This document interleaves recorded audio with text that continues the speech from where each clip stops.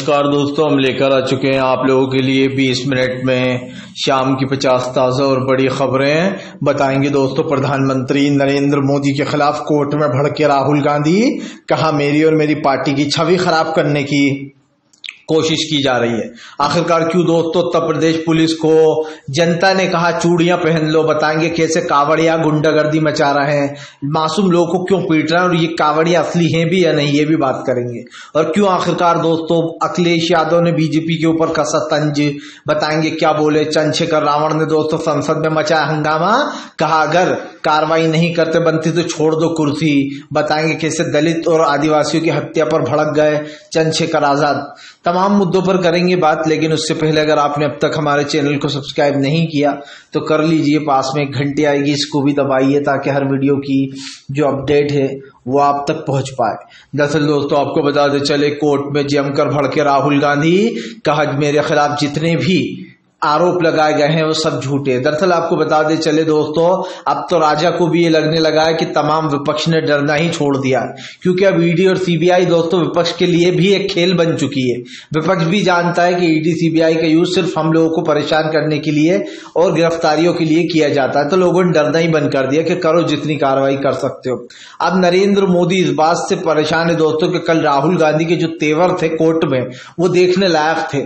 राहुल गांधी ने साफ कहा कि फिलहाल मैंने कोई ऐसा बयान नहीं दिया अमित शाह के ऊपर। दरअसल राहुल गांधी के ऊपर आरोप था कि उन्होंने अमित शाह के ऊपर विवादित टिप्पणी की। 20 से ज्यादा मुकदमे राहुल गांधी के ऊपर बीजेपी ने कर रखे, लेकिन राहुल गांधी दोस्तों डटे रहे। राहुल गांधी ने कहा कि मेरे खिलाफ ये सिर्फ एक साजिश है और सिर्फ एक झूठ है और इससे ज्यादा कुछ नहीं। राहुल गांधी ने कहा कि इन लोगों को जो भी करना है वो करते रहे, लेकिन सच्चाई यही है कि फिलहाल मैंने ऐसा कोई बयान नहीं दिया और मेरी पार्टी की छवि खराब करने के लिए ये लोग इस टाइप की बातें मेरे ऊपर आरोप लगाए गए हैं। यही नहीं दोस्तों, राहुल गांधी के तेवर देखने लायक थे, क्योंकि जब राहुल गांधी को इतनी पावर मिली है और वो जिस तरीके से नेता प्रतिपक्ष के पद पर है, ये जनता को दोस्तों खास कर बीजेपी को हजम नहीं हो रहा, क्योंकि वो खुद भी जानते हैं नरेंद्र मोदी के राहुल गांधी मुझसे भी पॉपुलर हो चुके हैं। अब आपको बताते चले दोस्तों, कावड़िया और उत्तर प्रदेश की पुलिस पर फूटा जनता का गुस्सा, कहा ये कावड़िया है या फिर गुंडागर्दी करने निकले। दरअसल दोस्तों कल एक मुस्लिम व्यक्ति को जमकर पीटा गया, वो ड्राइवर था गाड़ी का। अगर हम हिंदू मुसलमान को साइड में भी रख दे दोस्तों तो वो एक इंसान था पहले। उस इंसान को कुछ कावड़ियों ने, देखिए कुछ कावड़िया क्यों कह रहा हूं मैं दोस्तों, क्योंकि जो असली कावड़िए हैं दोस्तों वो लोग शांति से बेचारे अपनी कावड़ यात्रा निकाल रहे हैं, वो लोग नहीं कर रहे इस तरीके की हरकतें। ये तो दोस्तों वो लोग हैं कावड़ियों की शक्ल में जो उत्पात मचाने निकले हैं। सीधी सी बात है, ये असली कावड़िया हो ही नहीं सकते, क्योंकि राहुल गांधी ने भी कहा था कि हिंदू कभी हिंसा कर ही नहीं सकता है। ये दोस्तों असली कावड़ यात्रा निकालने वाले लोग हैं ही नहीं, ये जानबूझकर निकले ही इसीलिए उत्पात मचाने। और ये पहला मामला नहीं है। दरअसल कल होता कुछ यूं है दोस्तों के कावड़ियों की तरफ से एक गाड़ी को घेर लिया जाता है और जमकर उस गाड़ी के अंदर लोग बैठे होते हैं, लेकिन दोस्तों हॉकियों से उस गाड़ी के शीशे तोड़ा जाते हैं और उस गाड़ी को जमकर डैमेज किया जाता है, जिसके बाद उसमें बैठे हुए 3 मुस्लिम शख्स भाग जाते हैं और एक जो मुस्लिम ड्राइवर था वो उनकी पकड़ में आ जाता है और उसको वो लोग जमकर पीटते हैं और उसका कुर्ता वगैरह भी फाड़ देते हैं और गाड़ी तो पहले ही तोड़ दी थी। जिसके बाद अब लोगों का उत्तर प्रदेश पुलिस और कार्रवाई के नाम पर कुछ नहीं किया गया। कहा गया कि दोनों पक्ष कार्रवाई नहीं चाहते थे, जिसकी गाड़ी तोड़ी जिनको पीटा वो भी नहीं और कावड़िया भी नहीं। अब जाहिर सी बात है कावड़िया क्यों चाहेंगे, उन्होंने तो बेचारे को पीटा है तो वो तो चाहेंगे ही कि कार्रवाई ना हो। दूसरी बात दोस्तों, अब लोग उत्तर प्रदेश पुलिस को कैसे कैसे मैसेज दे रहे हैं जरा सुन लीजिए। एक यूजर लिखता है उत्तर प्रदेश पुलिस को गन फेंककर अपने हाथ में चूड़ियां पहन लेना चाहिए, क्योंकि योगी की पुलिस अब चूड़ियां पहनने लायक ही रह गई है। एक यूजर लिखता है कि राहुल गांधी ने बिल्कुल सही कहा था कि हिंदू हिंसा नहीं कर सकते। ये जरूर बीजेपी के अनपढ़ लोग हैं जो कि हिंसा फैला रहा है। एक और यूजर ने दोस्तों पुलिस के ऊपर हमला बोलते हुए कहा कि लगता है उत्तर प्रदेश की पुलिस सिर्फ बाबा के आदेश पर ही काम करती है, तभी तो उत्तर प्रदेश में गुंडागर्दी मच रही है, लेकिन खाकी वाले चुपचाप बैठे हुए हैं। अब दोस्तों जिस तरीके से पुलिस असहाय है और जिस तरीके से वो ये सब कुछ देख रही है, बहुत ही शर्म की बात है। और ये पहला इंसिडेंट नहीं है कि मुस्लिम ड्राइवर को पीटा गया, उसकी गाड़ी तोड़ दी गई। इससे पहले बेचारे गरीब रिक्शा वाले को पकड़ लिया, उस पर भी यही झूठा आरोप लगा कि इसने हमारी यात्रा वो खंडित कर दी, हमारी कावड़ को।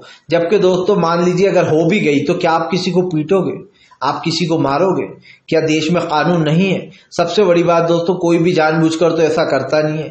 धोखे से लग गई। वो रिक्शा वाला बेचारा हिंदू था, तब भी उसे जमकर पीटा।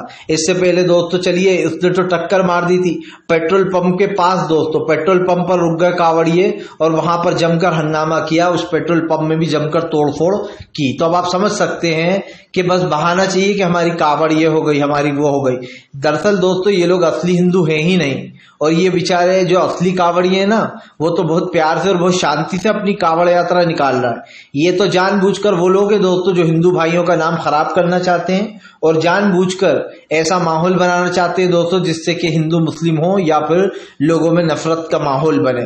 तो ऐसे लोगों को तत्काल में गिरफ्तार करना चाहिए जो दुकानों की तोड़फोड़ कर रहे हैं, जो गाड़ियों को एक के बाद एक तोड़ रहे हैं। इससे पहले हमने बताया था एक और गाड़ी को तोड़ा था बेचारे की, उसकी भी गाड़ी की यही हालत कर दी। तो अब इस मुस्लिम व्यक्ति को जमकर पीटा, आप देख कुर्ता वगैरह सब फाड़ दिया उसका।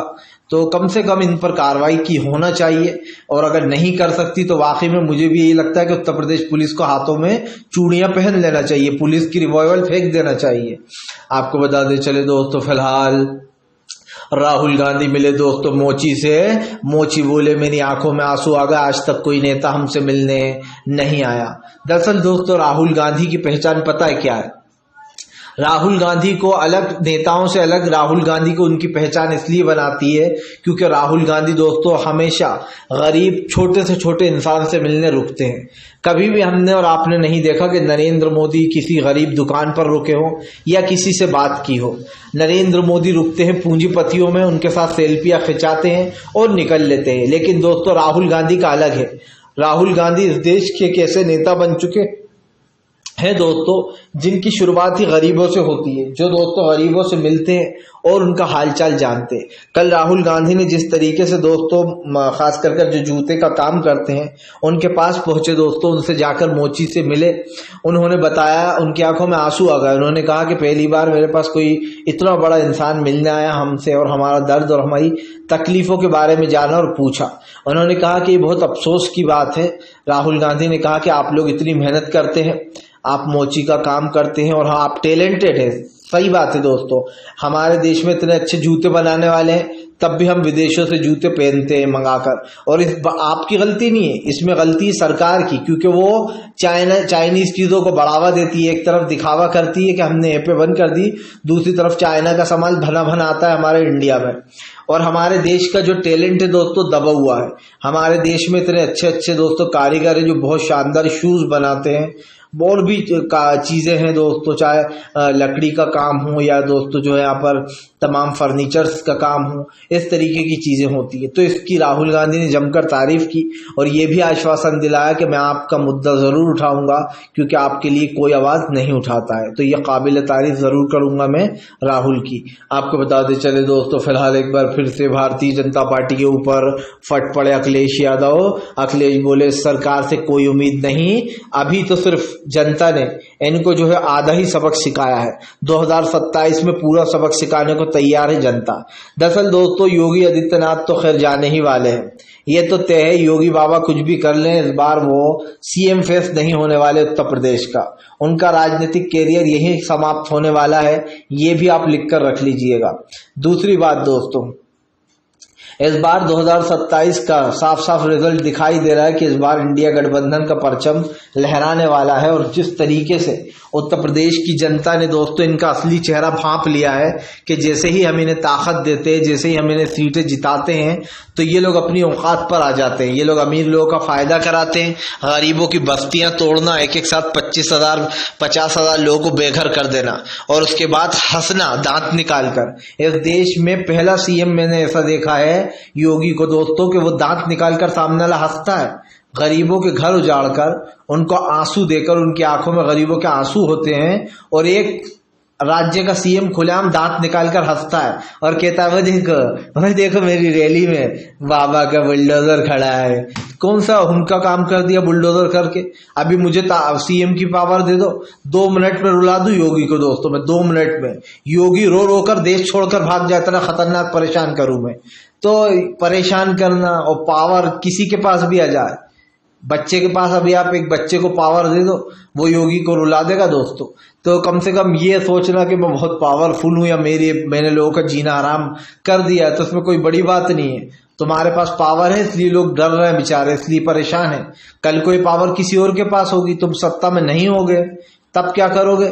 और हमें वो तस्वीर भी याद है जब मुलायम सिंह यादव ने योगी को 2 दिन के लिए जेल भेज दिया था, तो कैसे रोने लगे थे 2 दिन की जेल में, मेरे को जेल भेजा गया। और आज जब बेचारा गरीब लोगों को परेशान किया जाता है दोस्तों, उन्हें टॉर्चर किया जाता है, उनके घर तोड़ दिए जाते हैं, मंदिर बनाने के नाम पर गरीबों को बेघर कर दिया जाता है, तब दोस्तों योगी के दांत निकल पड़ते हैं। पहला सीएम ऐसा देखा है दोस्तों मैंने जिसके अंदर इंसानियत नाम की चीज तो है ही नहीं।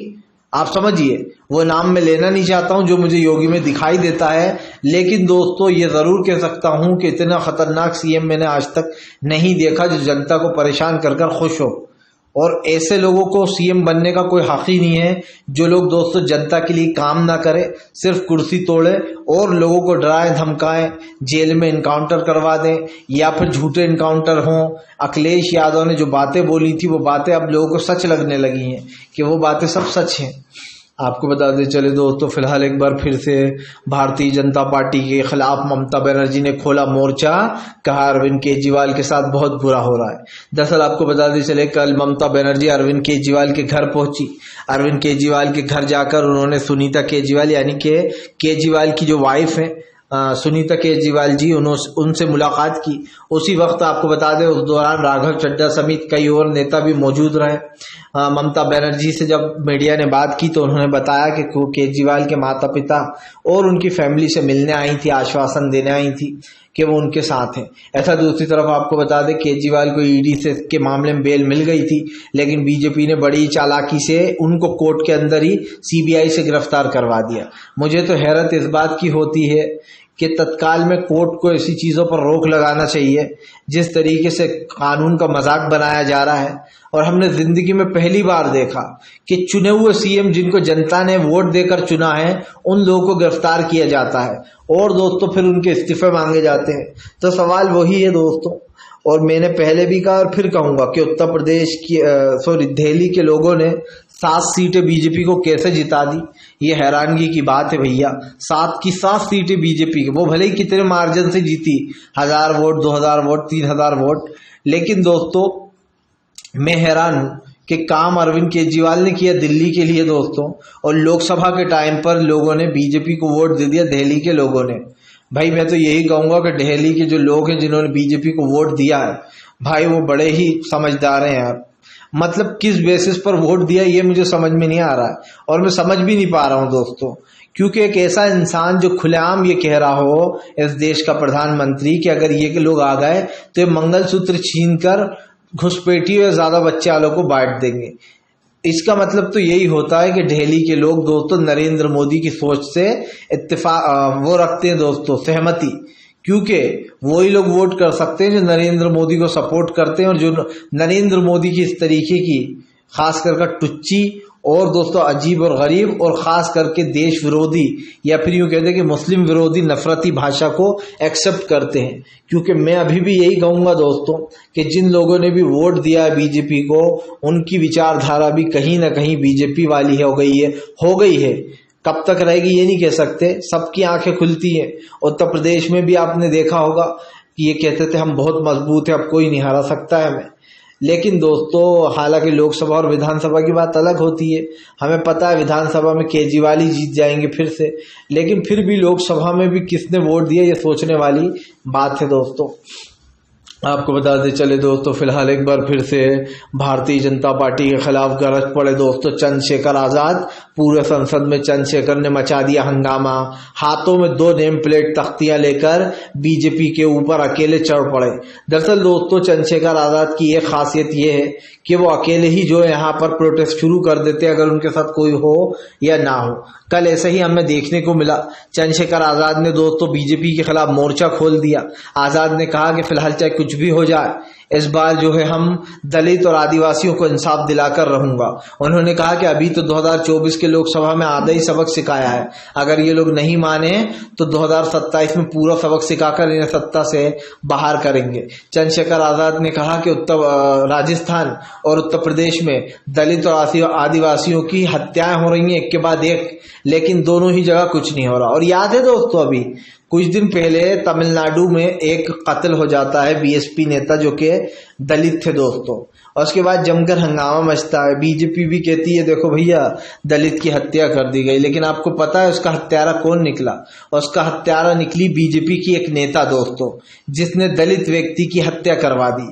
अब आप समझिए बीजेपी के नेता भी हत्यारे हैं, और दोस्तों बीजेपी के नेता तो हैं ही दलित हत्यारे। लेकिन इससे पहले आपको याद होगा जो बीजेपी का नेता, क्योंकि ये हम नहीं कह रहे हैं, ये लोग आरोप लगा रहे हैं कि बीजेपी के नेता ही दलितों को मार रहे हैं। और उससे भी पहली बात दोस्तों, दलित भाइयों के ऊपर बीजेपी के राज्यों में ही क्यों ये हो रहा है? राजस्थान बीजेपी का राज्य है दोस्तों, और उत्तर प्रदेश बीजेपी राज्य है, शासित राज्य है। तो इसीलिए चंद्रशेखर आजाद ने जमकर हमला बोला और कहा कि फिलहाल दलित और आदिवासियों की रेडी में हत्याएं हो रही हैं, लेकिन ये सरकार नाकाम है। उन्होंने कहा कि अगर कुछ नहीं कर सकते तो कुर्सी छोड़ दो अपनी, तुम कुर्सी पर बैठने लायक नहीं हो। सीधी सी बात है दोस्तों, सही कह रहा है चंद्रशेखर आजाद कि भाई इस तरीके से जब हमारे देश में हत्याओं का सिलसिला चल रहा है तो फिर आप कुर्सी पे बैठकर क्या करोगे? आपको कुर्सी छोड़ देनी चाहिए। और ये बात हम इसलिए भी कह रहे हैं दोस्तों कि चंद्रशेखर आजाद ने बात बहुत सोच समझ कर कही है। आपको बताते चले दोस्तों, फिलहाल एक बार फिर से मचने जा रहा है घमासान दोस्तों। इंडिया गठबंधन बीजेपी के फिर लगाएगा रास्ते उपचुनाव में 10 सीटों पर इंडिया की नजर।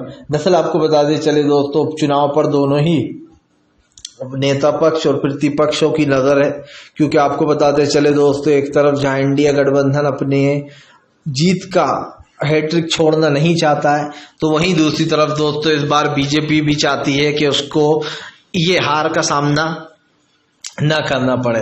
लेकिन आपको बताते चले दोस्तों, जो लोग जनता के लिए काम नहीं करते वो तो हारते ही हैं, चाहे वो कितना ही घोटाला करवा लें, पुलिस प्रशासन का यूज कर लें वोटों में दोस्तों। लेकिन यहाँ पर एक चीज तो साफ है कि उत्तर प्रदेश में अब की बात 2 चीजें आपको जरूर देखने को मिलेंगी। एक प्रशासन का जोर, क्योंकि योगी दोस्तों पूरी कोशिश करेंगे कि इस बार जो 10 सीटें हैं वो इंडिया गठबंधन के पाले में ना जाए, क्योंकि उनकी कुर्सी तो वैसे ही खतरे में लटक रही है। खैर वो कुर्सी तो है खतरे में, वो जीते या ना जीते। लेकिन दूसरी बात पता है क्या है दोस्तों? बात दूसरी ये है कि इस बार आप देखना बेईमानी करने की सारी हदें पार जरूर होंगी उत्तर प्रदेश में, क्योंकि योगी को अच्छे से पता है कि वो ये चुनाव जीत नहीं पाएंगे। उपचुनाव में जो 10 सीटें हैं उसमें बीजेपी की करारी हार लिखी है।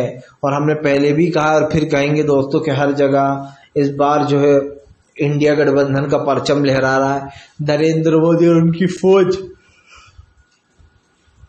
अब पवेलियन जाने वाली है दोस्तों। अब उनका पवेलियन जाने का वक्त आ चुका है, क्योंकि एक चीज साफ हो चुकी है कि भैया देश की राजनीति में अब एक नया भूचाल आने वाला है दोस्तों। क्योंकि एक चीज साफ हो चुकी है, अब जनता ने उसे चुना है जो जनता के लिए काम कर रहा है। भारतीय जनता पार्टी अपना गेम ओवर करवा चुकी है और इधर विपक्ष दोस्तों कहीं ना कहीं बीजेपी को घेरे हुआ है। आपको बताते चले दोस्तों, फिलहाल बीजेपी के ऊपर जमकर गरजते हुए नजर आए दोस्तों जो है यहाँ पर असदुद्दीन ओवैसी बोले अब बुलडोजर नहीं चलने वाला, अब कार्रवाइयां नहीं होंगी। दरअसल आपको बता दें दोस्तों, कावड़ियों की गुंडागर्दी पर भड़के असदुद्दीन ओवैसी ने बीजेपी के लॉ एंड ऑर्डर की उड़ाई धज्जियां। आपको बताते चले दोस्तों, जो लोग अपने आप को कावड़िया कह रहे हैं वो दरअसल है ही नहीं, क्योंकि मैं खुद देखता हूं कि बेचारे जो असली कावड़िए हैं वो तो बहुत प्यार से और शांति से कावड़ यात्रा निकाल रहे हैं दोस्तों, और मुस्लिम उनकी जमकर तारीफ सेवा कर रहे हैं और वो मुस्लिमों की तारीफ भी कर रहे हैं। लेकिन कल जो इंसिडेंट हुआ जिसमें दोस्तों कुछ कावड़ियों ने, जो कि कावड़ियों का नाम यूज कर रहे हैं, असली कावड़िया मुझे लग नहीं रहा है दोस्तों, क्योंकि कावड़िए कभी इस तरीके की हिंसा नहीं कर सकते जैसी वो लोग कर रहे हैं। वो लोग तो दोस्तों निकले ही उत्पात मचा रहे हैं, बहाना ले लिया कि ये रॉन्ग साइड से आ रहा था, इसने हमारी कावड़ को खंडित कर दिया और उसको जमकर पीटा गया। और दोस्तों बेचारे 3 लोग तो भाग गए, लेकिन एक ड्राइवर जो मुस्लिम था उसको जमकर पीटा और उसके कपड़े भी फाड़ दिए और गाड़ी तो तोड़ ही दी थी। तो आप समझ सकते हैं कि इस तरीके की जो हरकतें हुई हैं, जिस तरीके से दोस्तों ये सब कुछ किया जाता है, ये बहुत ही अफसोस की बात है। और पुलिस के सामने